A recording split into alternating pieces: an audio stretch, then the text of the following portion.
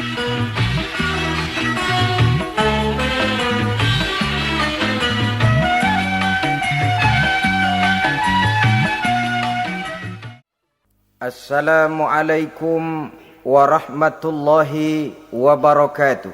Waalaikumsalam warahmatullahi wabarakatuh. Bismillahirrahmanirrahim. Alhamdulillahi rabbil alamin. Wassalatu wassalamu ala ashrafil anbiya'i wal mursalin, Sayyidina wa maulana Muhammadin wa ala alihi wa ashabihil mujahidin at-tahirin, amma ba'du. Saudara-saudara kaum muslimin rahimakumullah. Pada pertemuan terdahulu kita sudah membicarakan orang-orang yang menjadi teman-teman setan dalam kehidupan di dunia ini. Maka pada pertemuan kali ini kita akan membicarakan tentang siapa yang menjadi musuh-musuh setan di dalam kehidupan.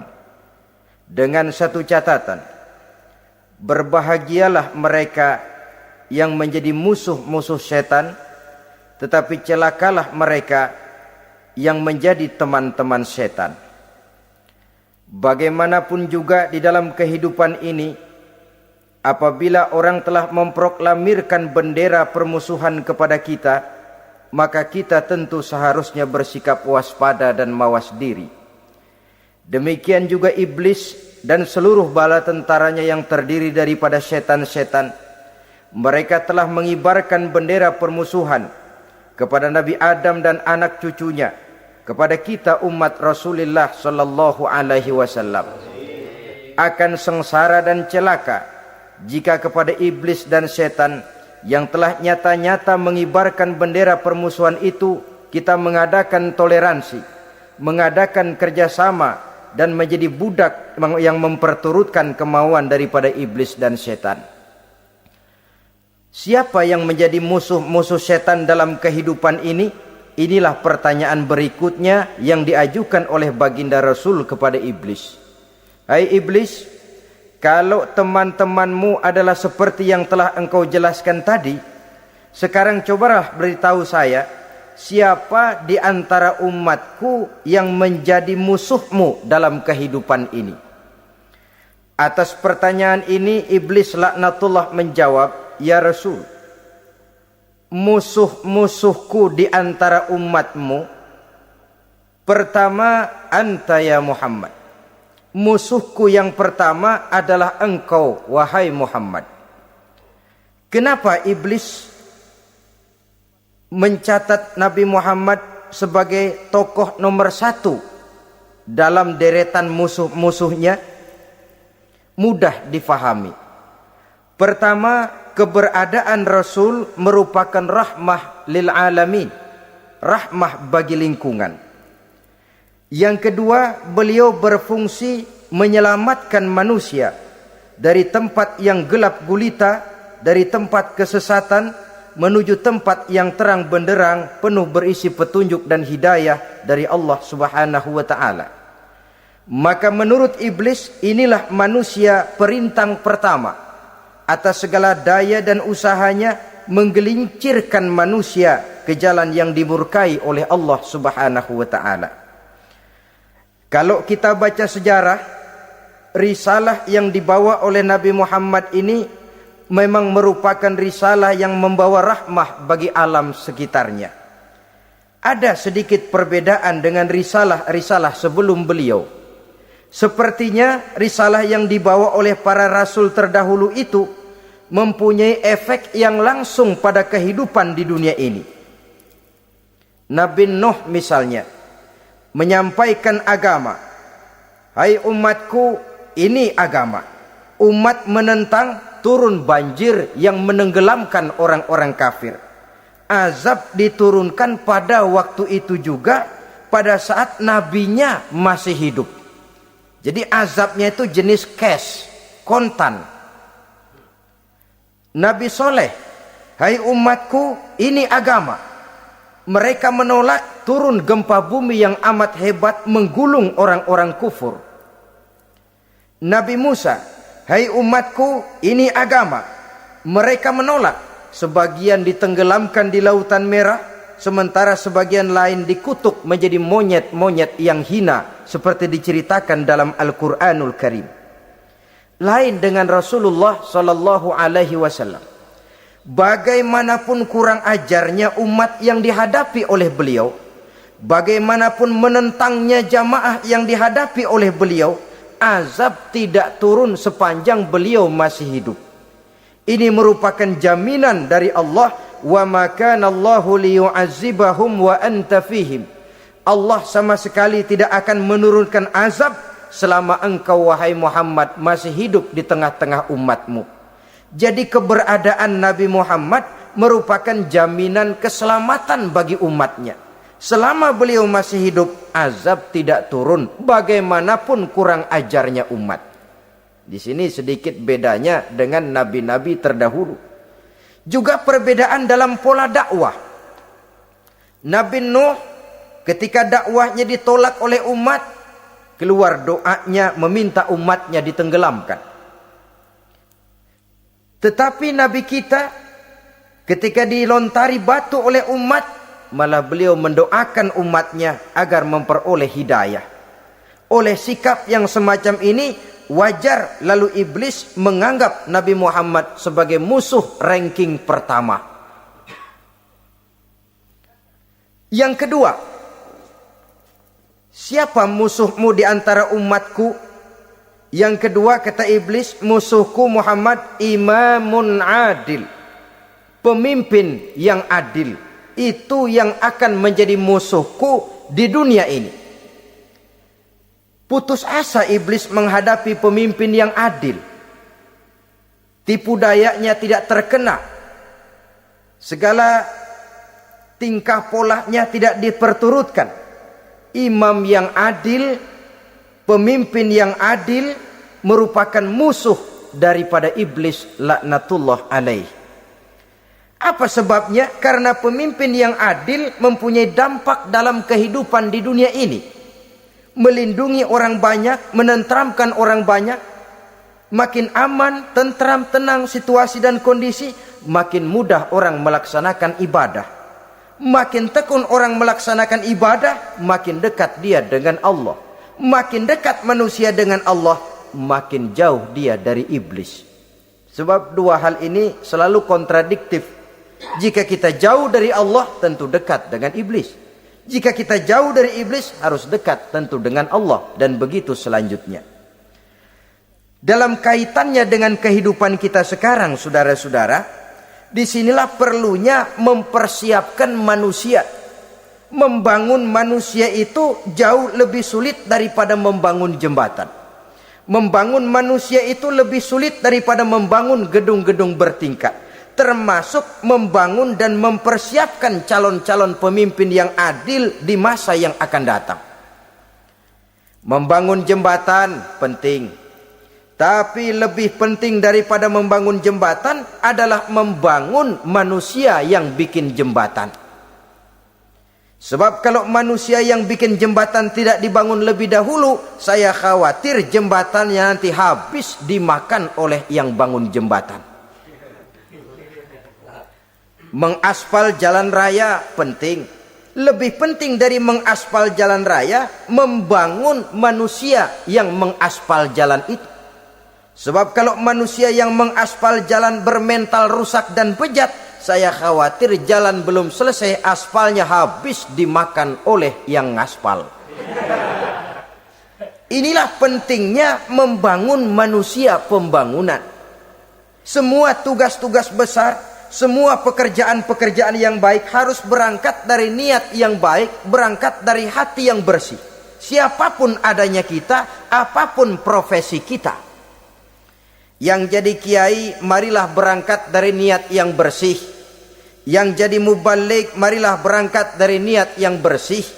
Niatnya itu mau menghidupkan Islam atau mau cari hidup jual Islam. Kalau mau menghidupkan Islam, mari sama-sama kita berjuang. Tapi kalau mau cari hidup untuk dengan menjual Islam, minggir saja daripada nanti bikin malu. Yang mengurus masjid, mari berangkat dari niat yang bersih. Ngurus masjid itu niatnya mau menghidupkan masjid atau mau cari hidup di dalam masjid. Kalau mau menghidupkan masjid, mari. Tapi kalau mau mencari hidup di dalam masjid, tolong minggir saja daripada nanti bikin aib. Yang jadi orang alim, mari berangkat dari niat yang bersih. Jangan memperjualbelikan fatwa, yang halal dikatakan haram, yang haram jadi samar-samar, nanti membingungkan umat. Berangkat dari niat yang bersih, membangun manusia pembangunan. Ini barangkali istilah yang lebih kena. Saudara-saudara kaum muslimin rahimakumullah. Setiap kita pada hakikatnya punya bakat. Secara fitrah yang kita bawa, bakat apapun kita ini punya.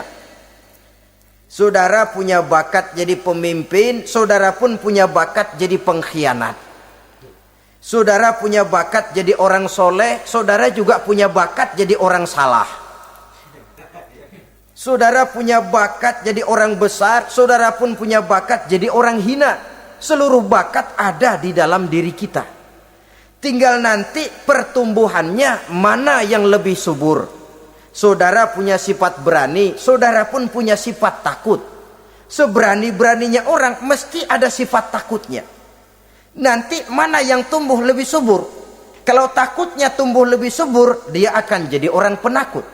Kalau beraninya yang tumbuh lebih subur, dipupuk oleh lingkungan, pendidikan dan sebagainya, dia akan tumbuh jadi orang pemberani. Oleh karena itu, agama merupakan lingkungan yang subur untuk menumbuhkan benih-benih yang baik yang kita bawa bersamaan dengan lahirnya kita ke alam dunia ini. Setiap kita, saya, saudara, punya bakat jadi pemimpin, punya bakat jadi pengkhianat, punya bakat jadi pengabdi, punya bakat jadi koruptor, punya bakat jadi pemelihara, punya bakat jadi perusak. Tinggal nanti lingkungan pendidikan yang menumbuhkan mana yang tumbuh lebih subur. Kalau lingkungan saudara lingkungan maling, maka sifat pengkhianat akan tumbuh lebih subur. Kalau nanti saudara jadi pemimpin, insya Allah korupsi. Lingkungan yang menumbuhkan sifat mengabdi, sifat berbuat tanpa pamrih, dikalahkan oleh sifat pengkhianat dan korupsi itu yang dibentuk oleh lingkungan, pendidikan, pengalaman dan sebagainya. Oleh karena itu, secara dini agama menanamkan, menyuburkan fitrah-fitrah yang baik yang kita bawa bersamaan dengan hadirnya kita dalam kehidupan ini. Sebab itu seorang penyair bernama Syauqi mengatakan dalam sebaik syairnya, waladatka ummuka ya ibna adam bakian wan nasu haulaka yadhakuna surura. Hai manusia, pada saat kamu dilahirkan kamu menangis dan orang lain di sekelilingmu ketawa. Kakek senyum dapat cucu baru, paman gembira dapat keponakan baru, sementara kita yang lahir menangis. Betul apa benar? Apa ada saudara yang begitu dilahirkan terus nyengir? Saya kira kabur dukunnya itu.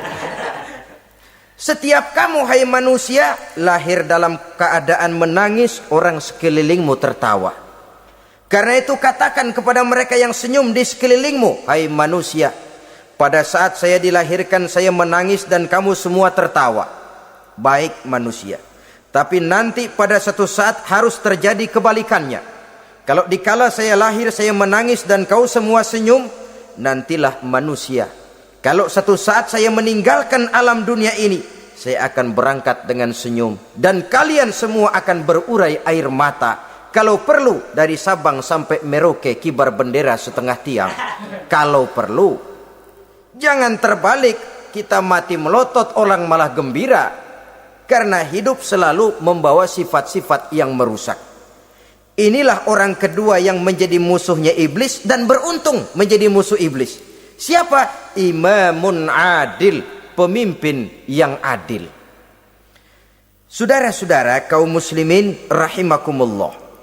Yang ketiga musuh iblis, ghaniyun mutawadhi, orang kaya yang rendah hati. Orang kaya yang tidak sombong. Kaya apa saja. Baik kaya oleh karena ilmu. Orang yang kaya karena ilmu disebut orang alim. Baik kaya karena materi. Orang kaya karena materi dinamakan hartawan. Baik kaya karena kedudukan. Orang yang kaya karena kedudukan dinamakan pejabat. Orang kaya yang rendah hati itu musuh iblis. Beruntung dia menjadi musuh iblis. Iblis tidak senang ada orang kaya tidak sombong. Tapi iblis paling senang kalau ada orang kaya sombong. Lebih senang lagi iblis kalau ada orang miskin sombong. Masya Allah. Orang kaya sombong, walaupun iblis senang, orang masih bilang pantas saja dia sombong kaya, apaan aja punya. Udah miskin sombong, kira-kira yang disombongin apaan? Dalam segala bentuknya sombong ini Allah tidak senang, tapi iblis senang. Kenapa? Karena sponsor sombong iblis. Kan yang pertama kali sombong iblis toh. Ketika disuruh sujud kepada Nabi Adam, dia nggak mau. Ini kesombongan pertama yang terjadi dalam sejarah. Ketika ditanya kenapa kau tidak mau sujud iblis? Saya kan dibikin dari api, Adam dari tanah. I am the best. Saya lebih hebat daripada iblis, daripada Adam. Adam baru kemarin dibikin, saya sudah lama. Kata Allah, kamu sombong iblis, ini surga bukan tempat orang sombong. Keluar! Terusir dia dari surga. Jadi kesombongan pertama adalah kesombongan yang dilakukan oleh iblis. Dan dia tanamkan itu kepada kita supaya jadi orang sombong. Karena itu sombong ilmu Allah nggak senang, tapi iblis senang. Mentang-mentang ada ilmunya. Nih, satu-satunya ustadz di sini ya. Semua mesti ngaji sama gue. Kalau nggak ngaji sama gue, Islamnya kurang tapi bener. Sombong karena ilmu. Sombong karena pangkat. Mentang-mentang pakai bintang di pundak, jalan pundak duluan. Yang wajar saja hidup ini. Sombong harta pun begitu. Kaum muslimin rahimakumullah. Orang kaya yang rendah hati dimusuhi oleh iblis, tapi dicintai Allah, dicintai Rasul, dicintai malaikat. Caranya bagaimana? Kembali kepada satu kesadaran bahwa pada saat terlahir ke alam dunia ini tidak ada yang pernah kita bawa. Kalau sekarang kita punya rumah, punya kebun, punya kendaraan, punya pabrik, punya segala macam benda, apa itu? Titipan. Pada suatu saat akan diambil kembali oleh yang menitipnya. Kalau titipan itu pandai kita jaga, pandai kita syukuri, titipan akan makin banyak. Sama juga kita dalam kehidupan. Kalau orang bisa kita percaya, saya mau pergi ke luar negeri, rumah saya titip kepada tetangga. Saya pulang dari luar negeri, isi rumah tetap, tidak berkurang, malah dibersihi, malah disapu, dihilangkan kotorannya. Tentu bukan main syukur saya, girang saya. Akan bertambah kepercayaan saya untuk menitipkan apa saja. Ini makna la in syakartum la azidannakum wa la in kafartum inna azabi lasyadid. Kalau kamu pandai bersyukur, aku tambah nikmat. Tapi kalau kamu ingkar, azabku teramat pedih. Artinya apa? Nikmat bisa berubah menjadi azab kalau kita tidak pandai mensyukurinya. Ma'asyiral muslimin rahimakumullah. Orang yang kaya ilmu lalu rendah hati, tidak selalu ingin menonjolkan diri. Ini kadang-kadang yang tanggung ini yang bikin berabe. Alim bener enggak, geblek bener juga enggak. Yang sedikit-sedikit mau nonjolin diri. Kalau enggak jadi imam enggak mau ke masjid. Enggak jadi imam enggak mau ke musola. Pokoknya kalau enggak jadi imam marahan sama musola. Macam mana? Saudara-saudara kaum muslimin, rendah hati. Tidak selalu ingin menonjolkan, sebab orang yang selalu ingin menonjolkan dirinya, biasanya orang yang kekurangan kepercayaan kepada kemampuan dirinya sendiri. Dia selalu ingin dinomorsatukan.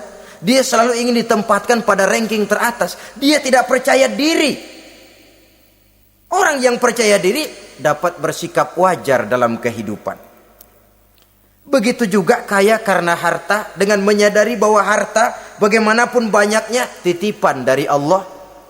Pada suatu saat akan kembali. Dia harus dimanfaatkan sesuai dengan kehendak yang menitipnya. Begitu juga kaya oleh karena pangkat, kedudukan, dan jabatan. Pada suatu saat jabatan itu akan hilang dari diri kita. Karenanya sering saya jelaskan bahwa pangkat di dunia ini yang paling tinggi pensiun. Titel yang paling akhir almarhum. Saudara setuju atau tidak, titel itu akan saudara dapat. Bagaimanapun kita cinta kepada pangkat, kedudukan, entah pada akhirnya suatu saat akan sampai kepada posisi yang namanya pensiun. Kalau sadarlah kita kepada pemikiran ke arah sana, maka untuk mencapai kekayaan, baik kekayaan harta, kekayaan kedudukan, tidak lalu menghalalkan segala cara untuk mencapai tujuan, tapi dibatasi oleh norma dan kaedah yang harus dia taati, baik kaedah agama maupun kaedah bernegara. Inilah orang ketiga yang menjadi musuhnya iblis, orang kaya yang rendah hati, orang kaya yang tidak sombong. Yang keempat, saudara-saudara, tajirun shadiq, pedagang, pengusaha yang jujur. Iblis gedek betul, benci bukan main sama pengusaha, sama pedagang yang jujur, yang tidak ngurangi timbangan, tidak nipu pembeli, tidak barang yang jelek dibilang bagus, atau yang bagus di atas yang jelek di bawah, atau dicampur yang baik dengan yang jelek supaya kelihatan semuanya jadi baik. Semua orang ingin untung, tidak ada kecuali siapapun orangnya, dan itu wajar. Setiap manusia ingin mendapat keuntungan, kalau perlu dengan modal minimal mencapai keuntungan maksimal, seperti yang diajarkan oleh teori ekonomi. Itu kan yang namanya produktif kan? Satu usaha dinamakan produktif, bagaimana kita mengeluarkan modal minimal bisa mencapai keuntungan maksimal. Silakan. Bahwa manusia ingin untung itu insting, naluri, fitrah. Tidak ada orang yang mau rugi.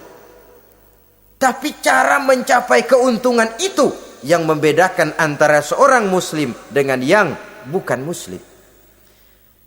Sudah pernah saya sampaikan, apabila kaum pengusaha, para pedagang sudah dijangkiti penyakit yang tidak jujur, yang akan timbul adalah kekacauan ekonomi.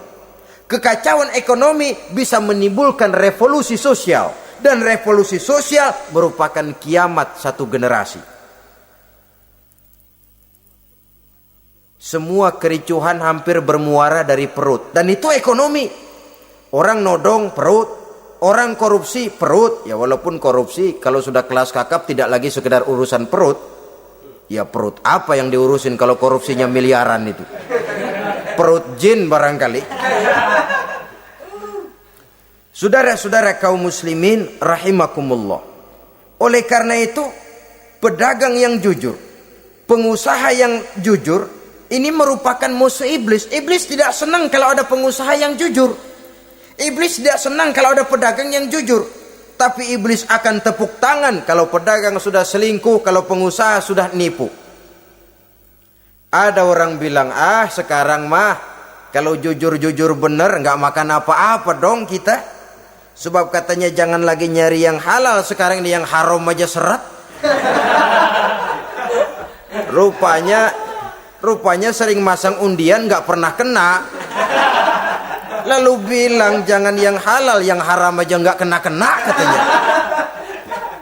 Sebenarnya bukan itu masalahnya, saudara-saudara. Bukan itu masalahnya. Masalahnya ialah bahwa kejujuran membawa keberkahan. Ini kalau kita berpikir dengan kacamata agama. Keberkahan merupakan sumber ketenangan. Dan ketenangan ini tidak bisa dibeli dengan materi yang bagaimanapun banyaknya. Walaupun kita punya percetakan duit, ketenangan itu nggak bisa dibeli. Jangankan cuma punya duit banyak, percetakan duit saudara punya, mau membeli ketenangan yang berasal dari keberkahan, sulit. Jadi kejujuran membawa keberkahan, keberkahan membawa ketenangan. Jangan macam dulu tukang sol sepatu. Ditanya oleh temannya, "Bang, ngesol satu hari dapat berapa?" 200 rupiah. Sembayang enggak? Enggak. Islam? Islam, kalau Islam mah. Kata temannya, "Sembayang dah, kali aja besok dapat rezeki lebih banyak." Yang benar, iya. Sebab kalau orang sholat itu Allah dekat, nanti rezekinya ditambah. Beneran? Bener.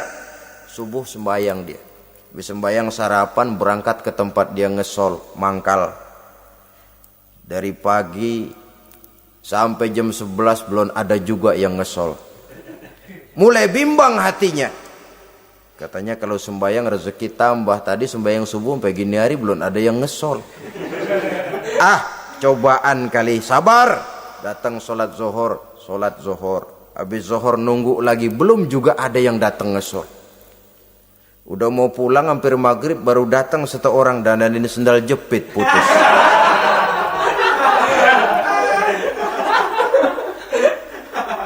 Sudah bayar 25 rupiah, pulang dia si tukang sol ini, ketemu sama temennya yang nyuruh sholat tadi.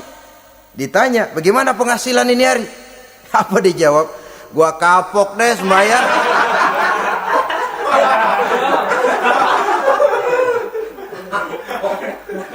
Kemarin nggak sembayang dapat 200, sekarang begitu sembayang jigo.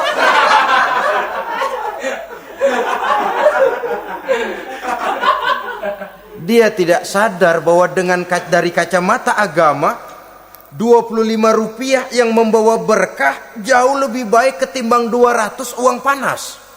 Dari kacamata agama, 25 rupiah yang membawa berkah lebih baik daripada 200 rupiah tapi panas.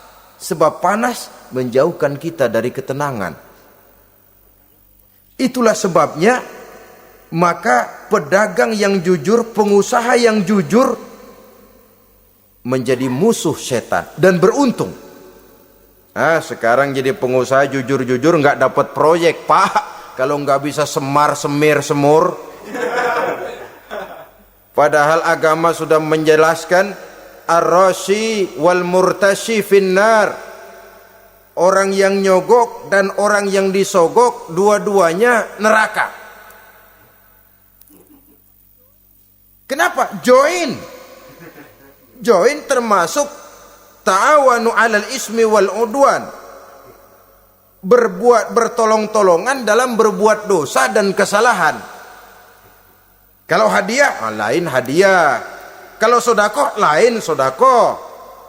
Tapi yang namanya semir, suap, ar-rashi wal murtashi finnar. Saudara-saudara kaum muslimin rahimakumullah. Jadi pedagang yang jujur, pengusaha yang jujur merupakan salah satu roda perekonomian. Kegoncangan ekonomi akan menimbulkan dampak sosial yang sangat luas dan kompleks. Yang pada giliran puncaknya, dampak paling negatifnya, dia sanggup menggerakkan terjadinya revolusi sosial.